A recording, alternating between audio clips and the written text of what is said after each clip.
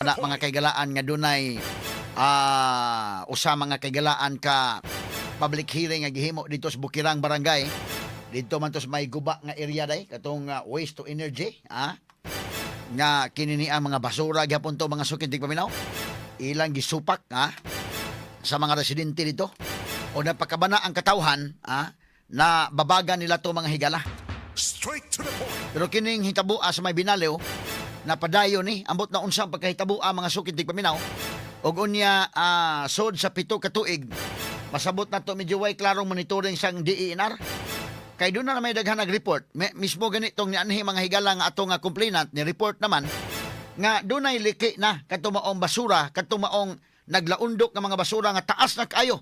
Ang bukid sa basura, mitupong na sa ubang mga kabukiran diha sa maong lugar sa Binaleo. Straight to the point.